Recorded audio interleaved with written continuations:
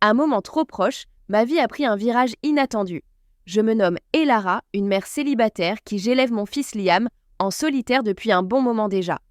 Il a maintenant 20 ans et nous avons toujours été complices, seuls tous les deux, voguant ensemble à travers les hauts et les bas de l'existence. Mais une nuit, un événement imprévu est survenu. Quelque chose qui m'a complètement bouleversée. De retour chez lui, Liam semblait exténué et se plaignait de ne pas se sentir bien. Après de longues heures de labeur et d'études acharnées, il semblait complètement épuisé. Je lui ai soufflé qu'il pouvait s'étendre sur mon lit s'il avait besoin de repos. La nuit était glaciale et notre vieille demeure mettait un temps infini à se réchauffer. Je l'ai enveloppé dans une couverture, pensant simplement à une mère prenant soin de son fils. Au commencement, cela me semblait banal, habituel. Mais voilà, alors que je me suis allongée à ses côtés pour lui tenir compagnie, j'ai senti qu'il se rapprochait. J'ai pensé qu'il tentait simplement de se réchauffer. Eh bien, je n'y ai point prêté garde. Ses bras vinrent m'enlacer, me tirant délicatement vers lui comme il le faisait autrefois, cherchant du réconfort. J'étais surprise, mais je me suis laissée faire, me disant qu'il avait simplement besoin d'être rassuré. Étendu là, je percevais la respiration de Liam qui ralentissait comme s'il s'abandonnait au sommeil. Le silence régnait dans la pièce, si profond que je pouvais entendre les battements de mon propre cœur. Cela semblait étrange mais apaisant. Un instant de proximité que je n'avais pas éprouvé depuis des années. Je demeurais immobile, n'osant le troubler. Je me suis convaincue qu'il ne s'agissait que d'une mère réconfortant son fils.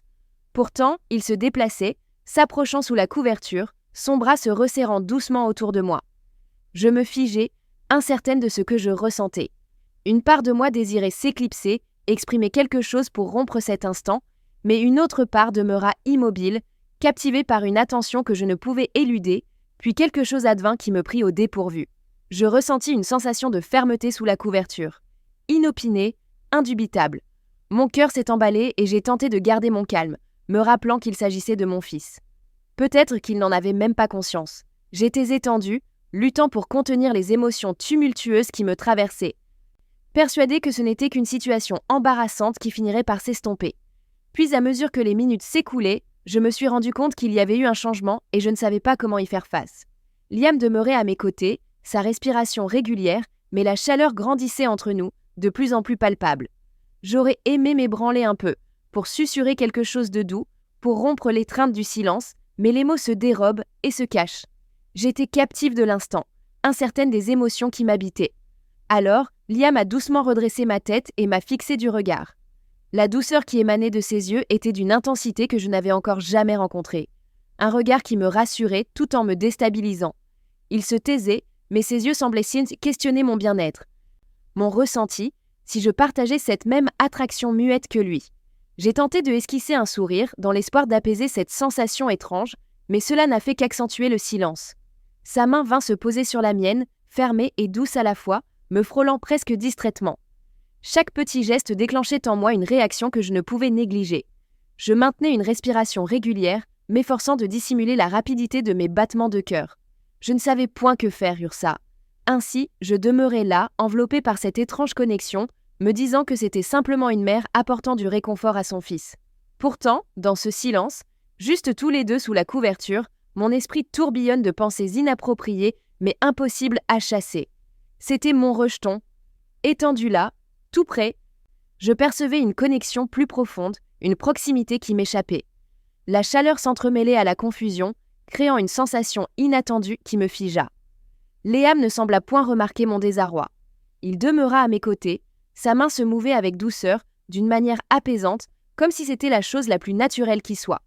Son souffle était paisible, ses paupières se fermèrent, et je me demandais s'il s'abandonnait au sommeil, mais sa main remonta le long de mon bras et je frissonnais, partagé entre le désir de m'éloigner et l'immobilité. Il ouvrit ses yeux et rencontra les miens, son regard empreint d'interrogation, semblant me questionner sur la résonance angélique que je pouvais ressentir comme lui. « Liam !» chuchotai-je, peinant à articuler le mot, espérant qu'il cesse pour instaurer une certaine distance. Mais je demeurais immobile. La tension entre nous était si intense, comme une tempête silencieuse en préparation. Aucun d'entre nous ne pipa mot, mais l'instant était chargé de paroles non dites, de sentiments que nous ne pouvions verbaliser. Quasi naturellement, il s'approcha davantage. Mon cœur tambourinait avec force, mon esprit s'emballait, mais je ne pouvais me résigner à faire marche arrière. Je me trouvais déchirée entre mon devoir d'océan et les émotions singulières quatuor qui surgissaient à mesure qu'il se rapprochait. Sa main vint se poser sur mon épaule avant qu'il ne dégage délicatement une mèche de mon visage. Ce fut un geste des plus simples, mais il me transperça le cœur d'une façon que je ne parvenais point à saisir. Je me réveillai et il se tenait là, si proche que je pouvais discerner chaque détail. La fine éclaboussure de rousseur sur sa joue, la courbe délicate de sa mâchoire, la manière dont son regard sondait le mien. En lui résidait une fragilité qui résonnait avec la mienne, et je percevais clairement qu'il était tout aussi désorienté que moi à cet instant. Nous sommes demeurés là, suspendus dans le silence comme si le temps s'était figé. Mon esprit était en proie à un tumulte de questions, de doutes, d'éléments qui m'échappaient. Je savais bien que c'était mon fils, le gamin que j'avais éduqué. Cependant, en ce moment précis, j'avais l'impression d'être une toute autre personne. À l'instant précis où j'imaginais que nous demeurerions immobiles dans ce silence, Liam s'est légèrement écarté, brisant l'enchantement. Il laissa s'échapper un rire nerveux de sa nuque. « Pardon, maman », murmura-t-il, sa voix empreinte d'hésitation. Je n'en avais point l'intention. Je suis dans l'incapacité de répondre à cette question pour le moment. Il a esquivé mon regard, une légère rougeur au jour, comme s'il était en proie à la même confusion que moi. J'aurais aimé lui apporter du réconfort en lui assurant que tout allait bien, mais les mots se sont figés dans ma gorge. Pour la première fois depuis un bon moment, je me sentais mal à l'aise en présence de mon propre fils. J'ai tendu ma main, la déposant sur son épaule, lui offrant un léger sourire pour calmer l'atmosphère. « Comment ça roule, Liam ?»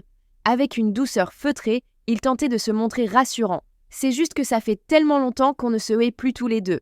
On se trouve peut-être un brin désorienté. » Le chat inclina la tête, une lueur de soulagement dans le regard. À peine la tension avait-elle commencé à se dissiper que la sonnette se fit entendre, nous prenant tous les deux par surprise. Je me levai d'un banc, le cœur battant encore la chamade, et je me précipitai vers la porte, reconnaissant de cette interruption. C'était notre voisin Marcus, toujours aimable et digne de confiance. Il esquissa un sourire, mais ses yeux s'attardèrent sur moi un instant de plus que d'ordinaire, me faisant prendre conscience que je portais encore en moi l'étrange énergie de mes moments passés avec Liam. « Bonjour Elara », s'exclama-t-il avec chaleur. « Je viens voir si t'as besoin de quoi que ce soit. Je suis conscient qu'il a fait frais ces derniers temps et je peux t'assister avec le chauffage si tu rencontres des difficultés. » Un sentiment de soulagement m'envahit et l'espace d'un instant, je me laissai aller.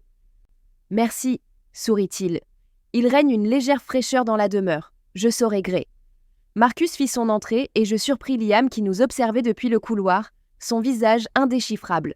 En l'espace d'une fraction de seconde, j'ai lu quelque chose dans ses yeux. Peut-être par jalousie, il a rapidement dissimulé mes émotions. J'en fus étonné, me questionnant sur la profondeur de ses sentiments, peut-être plus grande qu'il ne voulait bien montrer. Pendant que Marcus inspectait le système de chauffage, nous avons échangé quelques propos anodins sur la demeure, mais je ne pouvais m'empêcher de jeter un regard à Liam qui se tenait là, silencieux, observant avec une intensité qui me perturbait. Son trouble accentuait une tension supplémentaire dans la pièce. Je balançais entre le désir d'arranger les choses avec Marcus et la vigilance de Liam, dont le regard ne nous lâchait pas. Après quelques instants, Marcus s'est retourné vers moi, un sourire aux lèvres. « Entendu, Elara, n'hésite pas à me contacter si tu as besoin de quoi que ce soit. » Je lui ai exprimé ma gratitude et dès qu'il s'en est allé, l'atmosphère entre Liam et moi s'est alourdie davantage. J'ai refermé la porte et me suis retourné vers lui, captant son regard sérieux. « Comment ça va ?» me questionnai-je, tentant de deviner ce qui lui trottait dans la caboche. Il haussa les épaules, détourna le regard à voix basse. « Hey, tu vas bien ? Je ne m'attendais tout simplement pas à ce que Marcus vienne, voilà tout. » Je voulais m'exprimer pour éclaircir la situation entre nous, mais avant que je puisse ajouter quoi que ce soit, il m'a devancé et s'est dirigé vers sa chambre. Sans un mot, sa porte se referma derrière lui, me laissant planter là avec un mélange de soulagement, de confusion et le sentiment persistant que quelque chose d'irrésolu couvait. Je scrutais la porte fermée, un vide s'installant que je ne parvenais pas à appréhender. Je n'avais pas tout à fait saisi ce qui venait de se produire, le temps que nous avions partagé. Sa réaction à l'arrivée de Marcus, la tension non exprimée qui semblait prête à éclater de nouveau. Je regagnai ma chambre et m'installai au bord du lit, revisitant chaque instant dans mon esprit. Je savais bien que je ne pouvais pas faire l'impasse sur cette réalité indéfiniment, mais je ne savais pas encore comment y faire face. Puis, un léger toc se fit entendre à ma porte. Mon cœur s'emballe, se demandant si c'était Liam qui faisait son retour. Je suis entrée en tentant de maintenir une voix posée. Liam poussa la porte et pénétra dans la pièce, le visage toujours insaisissable. Il prit place à mes côtés, fixant ses mains avec attention. Nous demeurons un instant dans le silence, l'atmosphère alourdie par tout ce qui subsistait. « Ma chère maman, murmura-t-elle à peine, je ne comprends pas ce qui se passe. Je suis désolée si j'ai rendu les choses étranges tout à l'heure. » Il s'enfonce dans la quête de ses mots, sa vulnérabilité se glissant dans l'attention. Je déposai ma main sur la sienne, lui offrant un brin de réconfort. « Comment ça va, ma chère ?» demandai-je. Peut-être qu'on se sentait un peu désorientés, tous les deux, en ce moment. Cela fait une éternité que nous ne sommes plus seuls et par moments les choses se corsent. Il inclina la tête, les yeux toujours baissés avant de rencontrer mon regard. Ses yeux, pleins d'émotions, que je n'arrivais pas à décoder entièrement. « C'est tout de même différent, » murmura-t-il doucement, comme s'il redoutait de le reconnaître. Mon cœur se serra, enveloppé dans une confusion similaire. Un moment, j'ai songé à l'emmener dans un établissement de santé et à lui assurer que tout se passerait bien, mais je me demandais si c'était ce dont il avait réellement besoin ou si cela risquerait d'ajouter à la complexité de la situation.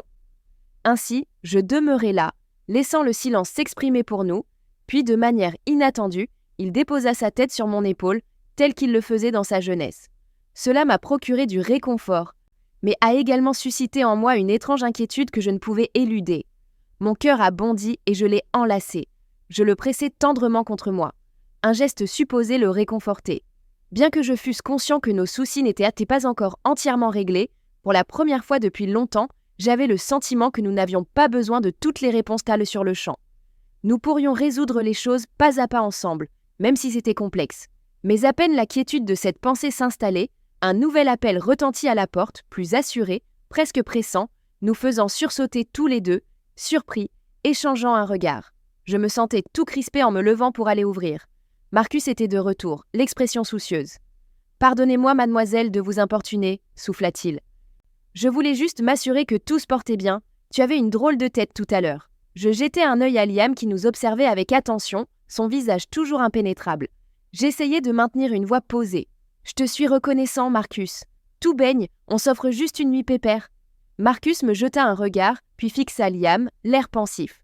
« N'oubliez pas que je suis juste à côté si jamais vous avez besoin de quoi que ce soit. » Une fois qu'il fut parti, j'ai refermé la porte et me suis retourné vers Liam, qui me fixait toujours avec autant d'intensité. Il se leva et s'approcha doucement de moi, mon cœur battant à tout rompre. Une tension muette pesait entre nous, mais dès qu'elle m'atteignit, elle se dissipa. Sa manière de s'exprimer évoluait tel un combat intérieur. « Il serait peut-être plus sage d'attendre un peu, maman. » Il murmura doucement, sa voix tremblant légèrement. « Il se pourrait qu'il nous faille du temps. » Mon cœur se contractait. Les mêmes émotions contradictoires, mais j'ai acquiescé. « Tu as raison, Liam. Il nous faut à tous deux réfléchir, prendre le temps nécessaire. » Il opina du chef en réponse et nous demeurâmes là, à proximité mais prudents, tels au bord de quelque chose échappant à notre contrôle. C'était la conclusion d'une histoire mais aussi le commencement d'une autre, quelque chose d'indéfinissable en réalité. Quand il revint dans sa chambre, je me demandais ce que le futur nous réservait. « Si cette histoire t'a ému, monsieur ?»